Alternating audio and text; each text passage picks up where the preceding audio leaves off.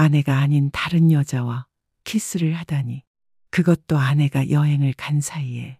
죄책감과 설렘이 교차했지만 이 순간만큼은 모든 것을 잊고 싶었습니다. 키스가 깊어질수록 우리의 호흡은 거칠어졌습니다. 인숙이의 손이 제 셔츠를 더듬었고 제 손은 그녀의 허리를 감쌌습니다. 우리의 몸은 나이를 잊은 듯 서로를 갈구했습니다. 안녕하세요. 저는 이갑수입니다. 올해 71, 이 동네에서 30년을 살았습니다. 그날은 아침부터 비가 내리기 시작했습니다. 아내는 일찍부터 짐을 쌌습니다. 경주로 개모임 1박 2일 여행을 떠나는 날이었습니다. 여보, 냉장고에 반찬 있으니까 혼자서도 잘 챙겨 먹어. 아내가 현관에서 신발을 신으며 말했습니다. 문이 닫히고 집안이 조용해졌습니다. 저는 거실 소파에 앉아 텔레비전을 틀었지만 뭔가 허전했습니다. 빗소리만이 창문을 두드리고 있었습니다. 오후 2시쯤이었을까요? 현관 벨이 울렸습니다. 문을 열어보니 옆집 박인숙 씨가 그릇을 들고 서 있었습니다.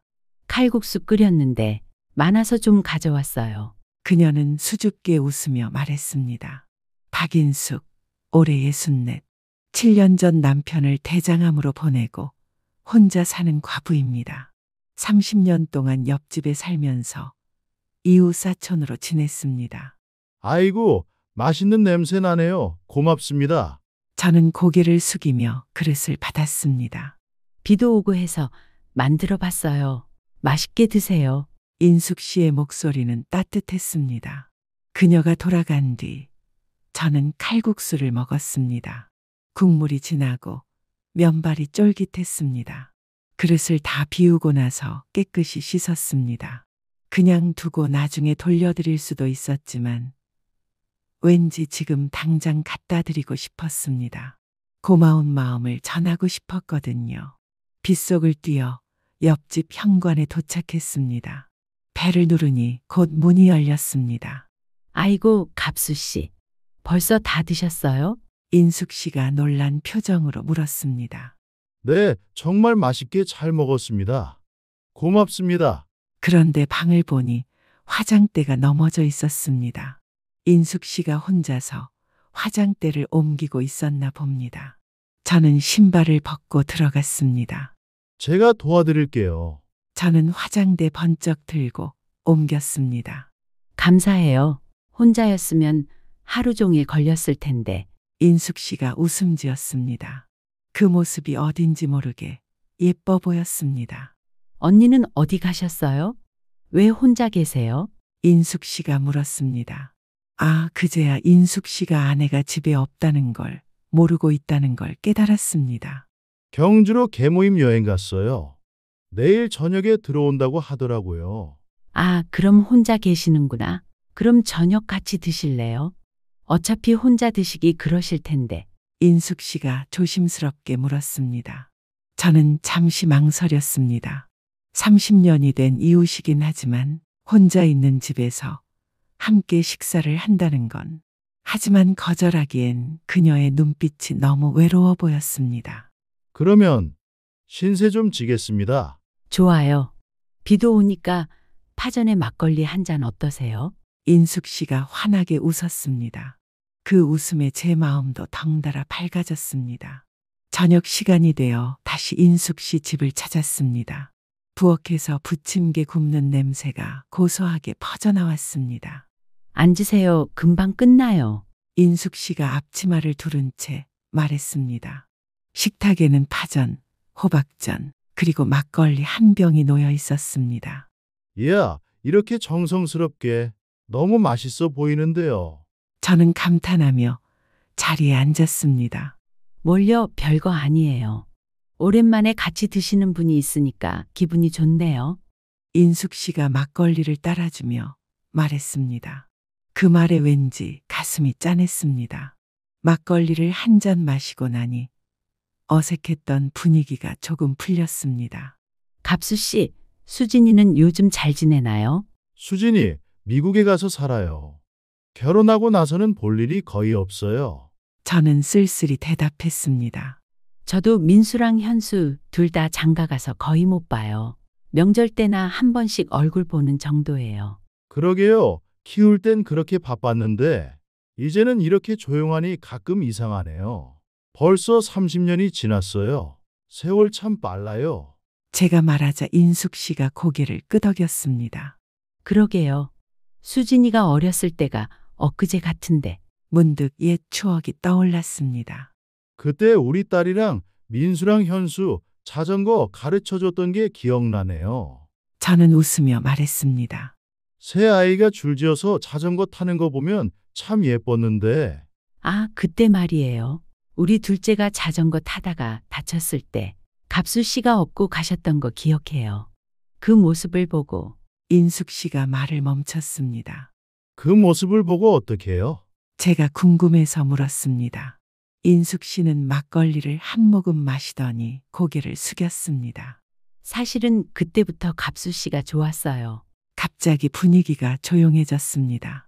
제 심장이 빨라지는 게 느껴졌습니다. 아니, 뭘 하자는 건 아니고요. 그냥 그렇다고요. 제가 막걸리 먹고 별말을 다 하네요. 인숙 씨가 수줍게 웃으며 말했습니다. 절 좋아한다니 무슨 농담을 그렇게 하세요? 저는 당황해서 말했습니다. 하지만 마음 한켠으로는 이상한 떨림이 일었습니다. 농담이 아니에요. 정말이에요. 갑수 씨는 항상 다른 사람들을 잘 챙겨주시잖아요. 우리 아이들한테도 그렇게 잘해주시고. 인숙 씨의 목소리가 작아졌습니다. 남편 죽고 나서 정말 쓸쓸했어요. 그런데 갑수 씨 보면 마음이 따뜻해졌어요. 멀리서 보기만 해도. 인숙 씨가 조용히 말했습니다. 저는 무어라 대답해야 할지 몰랐습니다. 45년 결혼 생활을 하면서 다른 여자에게 이런 말을 들어본 적이 없었거든요. 아이고, 인숙 씨. 제가 중얼거렸습니다. 인수가라고 불러주세요. 그 순간 뭔가가 제 가슴을 쿵하고 쳤습니다. 비록 집에는 아내가 있지만 지금 아내는 경주로 1박 2일 여행을 떠난 상태였습니다. 인숙이라는 이름이 입안에서 달콤하게 맴돌았습니다. 45년 결혼 생활 동안 아내 외에 다른 여자를 그렇게 불러본 적이 없었습니다. 인숙. 아, 제가 조심스럽게 불러보았습니다. 그 이름을 부르는 순간 금지된 달콤함이 제 가슴을 파고들었습니다. 인숙 씨가 환하게 웃었습니다. 그 웃음이 너무나 아름다워서 저는 잠시 넋을 잃었습니다. 7년 전 남편을 잃고 혼자 살아온 여자의 얼굴에서 이런 밝은 웃음이 나올 수 있다니. 그녀의 웃음은 소녀처럼 순수했습니다. 비 내리는 저녁, 방은 묘한 분위기로 가득 찼습니다. 창밖으로는 빗소리가 들렸고 방 안에서는 우리의 심장 소리만이 울렸습니다. 인숙 씨의 집은 아늑했습니다. 혼자 사는 집이지만 깔끔하게 정돈되어 있었고 곳곳에 그녀의 세심함이 느껴졌습니다. 인숙 씨가 조용히 제 손에 손을 올렸습니다. 그녀의 손은 작고 따뜻했습니다. 세월의 흔적이 묻어있는 손이었지만 그 온기만큼은 생생했습니다. 갑수 씨. 그녀의 목소리가 떨리고 있었습니다. 그 목소리에는 오랜 외로움과 새로운 가능성에 대한 기대가 함께 담겨 있었습니다. 저는 그 손을 거두지 않았습니다. 오히려 그 따뜻함이 좋았습니다. 죄책감이 스쳤지만 그보다 더 강한 감정이 저를 지배했습니다. 오랜만에 느끼는 여자의 부드러운 손길이었습니다. 아내와의 관계는 오래전에 습관이 되어버렸고 이런 설렘은 까마득히 잊고 살았습니다. 제가 그녀의 이름을 불렀습니다. 그러자 인숙 씨가 천천히 제게 다가왔습니다. 막걸리 냄새와 함께 은은한 비누 향기가 났습니다. 그리고 우리는 자연스럽게 키스를 했습니다. 부드럽고 따뜻한 입술이었습니다. 마치 꿈을 꾸는 것만 같았습니다. 일은 하나의 아내가 아닌 다른 여자와 키스를 하다니. 그것도 아내가 여행을 간 사이에. 죄책감과 설렘이 교차했지만 이 순간만큼은 모든 것을 잊고 싶었습니다. 키스가 깊어질수록 우리의 호흡은 거칠어졌습니다. 인숙이의 손이 제 셔츠를 더듬었고 제 손은 그녀의 허리를 감쌌습니다. 우리의 몸은 나이를 잊은 듯 서로를 갈구했습니다. 키스가 끝나고 우리는 잠시 바라보았습니다. 인숙 씨의 눈에 눈물이 맺혀 있었습니다. 고마워요, 갑수 씨. 오랜만에 여자로 느껴지네요. 그 말에 제 마음이 아려왔습니다. 저도 오랜만에 남자로 느껴졌습니다. 아내와의 관계는 이미 오래전에 의무가 되어버렸고 이런 감정은 까마득히 잊고 살았습니다. 그날 밤 우리는 서로를 안았습니다. 급하지 않게 조심스럽게 서로를 아끼는 마음으로 45년 만에 느끼는 다른 여자의 체온이었습니다. 인숙이의 피부는 부드러웠고 그녀의 숨결은 따뜻했습니다. 우리의 몸이 하나가 되는 순간 제 마음속에는 복잡한 감정이 교차했습니다. 죄책감, 열정, 그리고 이상하게도 해방감. 인숙이의 부드러운 신음소리는 제 귓가에 음악처럼 울렸고 그녀의 몸은 제 것과 완벽하게 맞아떨어졌습니다. 우리는 서로의 리듬에 맞춰 움직였고 세월의 무게를 잊은 채 서로에게 온전히 몰입했습니다. 우리는 말이 없었습니다. 그저 서로의 외로움을 달래주듯 조용히 안고 있었습니다. 창밖에는 여전히 비가 내리고 있었고 그 빗소리가 우리만의 은밀한 시간을 감싸주는 것만 같았습니다. 늦은 밤이 되어서야 저는 집으로 돌아갔습니다. 언니 없을 때 가끔 놀러 와요. 인숙이가 현관에서 배웅하며 말했습니다. 그 말에 제 가슴이 다시 뛰었습니다. 이것이 실수로 끝날 것인지 아니면 새로운 관계의 시작인지 그 생각을 하자 가슴이 복잡해졌습니다. 문을 나서는 제 등 뒤로 인숙이의 목소리가 들려왔습니다. 오늘 밤 고마워요. 잊지 않을게요. 그 말을 들으며 저는 빗속을 걸어 집으로 향했습니다. 비에 옷이 젖었지만 마음만큼은 이상하게도 따뜻했습니다. 집에 돌아와서도 잠이 오지 않았습니다. 계속 인숙이 생각만 났습니다. 그녀의 웃음, 그녀의 손길, 그녀의 따뜻한 체온. 모든 게 꿈 같았습니다. 침대에 누워 천장을 바라보며 뒤척였습니다. 이게 맞나 싶기도 하고 한편으로는 살아있다는 느낌이 들기도 했습니다. 언제부터인가 잊고 있었던 남자로서의 감정이 다시 살아나는 것 같았습니다. 뒤척이다. 새벽이 되어서야 겨우 잠들었습니다. 여보, 일어나. 황남빵 사왔어. 아내가 쟤를 깨웠습니다. 아, 아내가 돌아왔구나. 갑자기 현실로 돌아온 느낌이었습니다. 언제 들어왔어? 저는 일어나며 물었습니다. 조금 전에 들어왔는데 너무 깊게 자고 있더라. 아내가 웃으며 대답했습니다. 거실 식탁에는 경주 황남빵이 놓여 있었습니다. 뭐 하고 있었어? 밥은 잘 챙겨 먹었고. 아내가 물었습니다. 응, 잘 지냈어. 경주 어땠어? 제가 물으니 아내가 신나게 여행 이야기를 시작했습니다. 불국사도 가고 첨성대도 보고 평범한 일상이었습니다. 하지만 제 마음은 자꾸만 옆집으로 향했습니다. 아, 그리고 이 황남빵. 인숙이한테도 좀 갖다 줘야겠다. 아내가 말했습니다. 어제 인숙이가 칼국수 갖다 줬다고 카톡 왔더라. 그랬지. 저는 당황하며 대답했습니다. 그럼 빨리 갖다 주고 와. 고마웠다고 인사도 전하고. 아내가 황남빵 한 박스를 주었습니다. 내가 안 가도 되지 않을까? 왜? 갖다 주기만 하면 되잖아. 빨리 갖다 주고 와. 아내가 재촉했습니다. 저는 어쩔 수 없이 황남빵을 들고 나섰습니다. 옆집 문 앞에 서니 가슴이 다시 뛰기 시작했습니다. 어젯밤 일이 생생하게 떠올랐습니다. 배를 누르니 곧 문이 열렸습니다. 갑수 씨, 인숙이가 환하게 웃으며 반겼습니다. 언니 돌아오셨구나. 응, 조금 전에 들어왔어. 이거 황남빵인데. 저는 봉지를 내밀었습니다. 어머, 이렇게까지. 고마워요. 인숙이가 황남빵을 받으며 말했습니다. 그런데 그때 인숙이가 갑자기 제 볼에 뽀뽀를 했습니다. 짧지만 따뜻한 입맞춤이었습니다. 또 봐요. 인숙이가 윙크하며 말했습니다. 저는 얼굴이 빨개져서 아무 말도 못했습니다. 그저 고개만 끄덕이고 돌아섰습니다. 집에 돌아와 보니 아내는 여행 짐을 정리하고 있었습니다. 인숙이가 뭐라고 해? 고맙다고 하더라고. 저는 짧게 대답했습니다. 인숙이 입이 짧아서 많이 좀 먹여야 돼. 아내는 전혀 눈치채지 못했습니다. 저녁을 먹으면서도 자꾸만 인숙이 생각이 났습니다.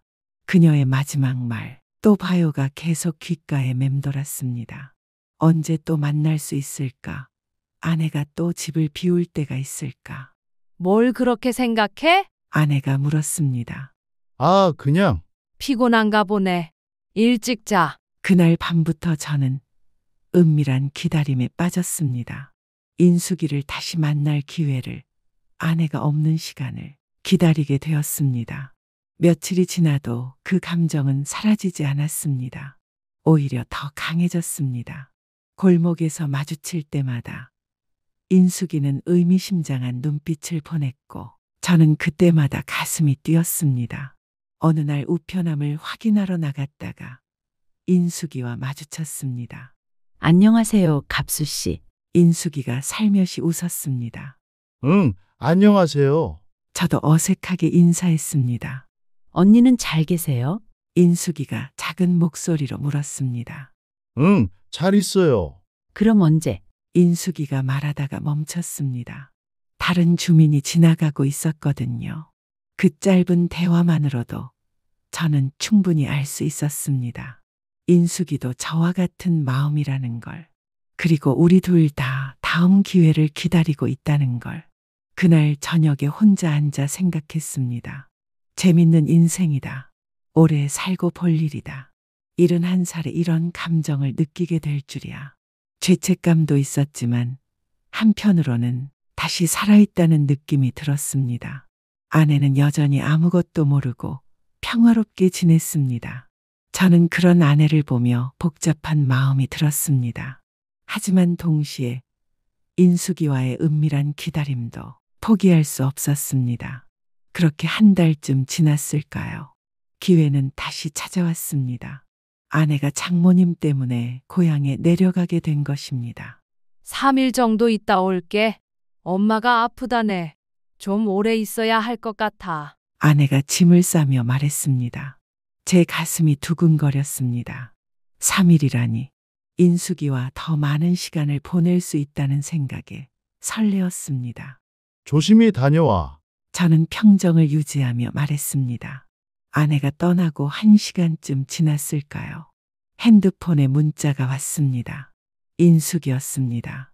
언니 고향 가셨죠? 저녁 같이 드실래요? 제 손이 떨렸습니다. 그녀도 기회를 기다리고 있었던 거였습니다. 좋습니다. 저는 간단하게 답장을 보냈습니다. 거울을 보며 옷을 갈아입고 머리도 다시 빗었습니다. 가슴이 콩닥콩닥 뛰었습니다. 저녁 시간에 인숙이네 집을 찾았습니다. 문이 열리자 은은한 조명과 함께 향기로운 냄새가 났습니다. 어서 오세요. 인숙이가 평소보다 예쁘게 차려입고 저를 반겼습니다. 이게 다 뭡니까? 이걸 다 언제 했대요? 식탁에는 갈비찜, 나물, 그리고 소주 3병이 놓여 있었습니다. 오랜만에 제대로 된 식사 준비했어요. 갑수 씨가 좋아하실 것 같아서요.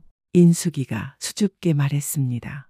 우리는 마주 앉아 천천히 식사를 했습니다. 지난번과는 달리 어색함이 거의 없었습니다. 오히려 자연스럽고 편안했습니다. 인수가 제가 그녀의 이름을 부르자 그녀가 환하게 웃었습니다. 갑수 씨, 3일 동안 자고 갈 거죠? 인숙이가 소주를 따라주며 물었습니다. 저는 고개를 끄덕였습니다. 식사를 마치고 우리는 소파에 나란히 앉았습니다. 텔레비전은 켜져 있었지만 소리는 거의 들리지 않았습니다. 인숙이가 제 팔에 머리를 기댔습니다. 정말 오랜만에 이렇게 편하네요. 저는 그녀의 머리를 쓰다듬었습니다. 부드러운 머리카락 사이로 손가락이 스며들었습니다. 나도 그래. 저는 조용히 말했습니다. 그날 밤 우리는 지난번보다 더 자연스럽게 서로를 안았습니다. 급하지 않게, 서두르지 않게, 마치 오래된 연인처럼 서로의 몸을 탐구했습니다. 인숙이의 피부는 여전히 부드러웠고 그녀의 숨소리는 달콤했습니다. 갑수 씨, 인숙이가 제 귀에 속삭였습니다. 저 정말 행복해요. 이렇게 행복해도 되는 건가요? 그 말에 제 가슴이 뭉클했습니다. 나도 행복해, 인수가. 다음 날 아침 우리는 함께 일어나 아침을 준비했습니다. 인숙이가 계란 후라이를 하는 동안 저는 커피를 내렸습니다. 마치 오래된 부부처럼 자연스러웠습니다. 갑수 씨, 오늘은 뭐 하실 거예요? 글쎄, 특별한 계획은 없는데. 그럼 시장이라도 같이 가실래요? 저녁 장보게요. 우리는 차를 타고 조금 먼 옆 동네 시장으로 갔습니다. 이렇게 함께 장을 보는 건 처음이었습니다. 생선가게 아저씨가 부부세요? 라고 묻자 인숙이가 수줍게 웃었고 저도 덩달아 웃었습니다. 뭐라고 대답하지? 인숙이가 작게 물었습니다. 그냥 그렇다고 하자. 저는 그녀의 손을 꼭 잡았습니다. 그 순간 정말 우리가 부부인 것처럼 느껴졌습니다. 저녁을 먹고 난 뒤 우리는 동네를 천천히 산책했습니다. 갑수 씨, 저 죽어도 좋을 것 같아요. 인숙이가 갑자기 말했습니다. 죽는다니? 왜 그런 말을 해? 제가 놀라서 물었습니다. 이렇게 행복한데 더 바랄 게 뭐가 있겠어요. 갑수 씨와 이렇게 걸을 수 있다는 것만으로도. 인숙이의 눈에 눈물이 맺혔습니다. 저도 그 말에 공감했습니다. 정말 죽어도 좋을 만큼 행복했습니다. 71살에 이런 감정을 느낄 수 있다니.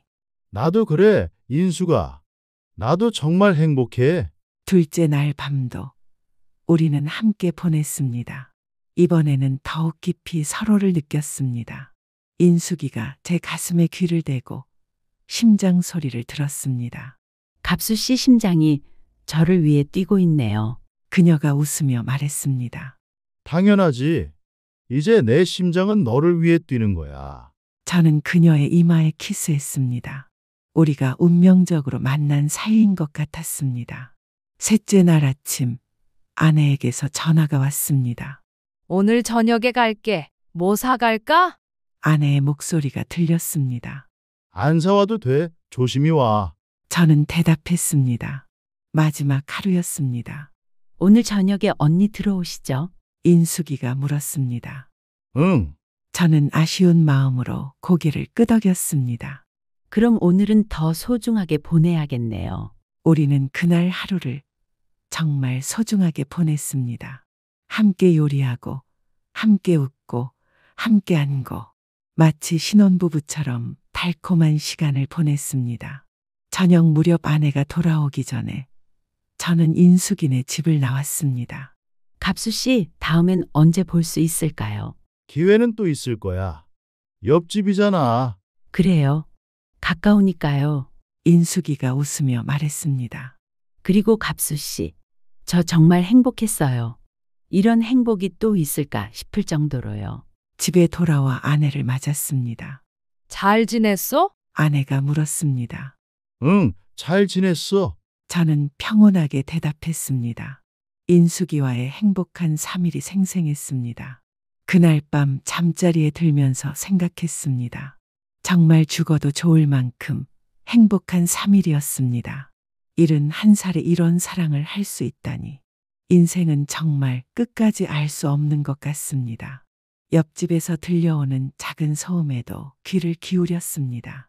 인숙이가 뭘 하고 있을까? 그녀도 나처럼 이 행복한 시간을 되새기고 있을까? 그런 생각에 잠이 오지 않았습니다. 문득 옆에서 곤히 자고 있는 아내를 바라보았습니다. 45년을 함께한 아내도 사랑스럽습니다. 그리고 인숙이도 사랑스럽습니다. 둘 다 제 여자입니다. 저만 잘하면 둘 다 행복하게 해줄 수 있을 것 같습니다. 아내는 저와의 안정된 일상이 있고 인숙이는 저와의 설레는 사랑이 있습니다. 둘 다 다른 방식으로 저를 필요로 하고 저도 둘 다를 다른 방식으로 사랑합니다. 이렇게 생각하니 죄책감보다는 오히려 뿌듯함과 만족감이 들었습니다. 두 여자를 사랑할 수 있다니 어떤 남자가 이런 행복을 누릴 수 있겠습니까? 아내에게는 든든한 남편으로, 인숙이에게는 열정적인 연인으로 저는 두 역할 모두 잘할 자신이 있습니다. 행복합니다. 30년 이후 사촌이 이렇게 특별한 사이가 될 줄이야. 정말 재밌는 인생입니다. 생각해보니 저는 정말 열심히 살았습니다. 45년 동안 성실한 남편이었고 자식 열심히 키우며 가정을 꾸려왔고 이웃들과도 원만하게 지냈습니다. 그렇게 묵묵히 살아왔더니 71살에 이런 달콤한 선물이 찾아온 겁니다. 아마 하늘에서 갑수야, 너 참 잘 살았다. 이제 좀 즐겨라 하고 주신 상인 것 같습니다. 열심히 살았더니 이렇게 복을 받나 봅니다. 들으시는 분들에게도 좋은 기운 나눠드리겠습니다. 살다 보면 우연히 좋은 날 한 번 없겠습니까? 항상 건강하시고 행복하세요. 좋아요와 구독 부탁드립니다.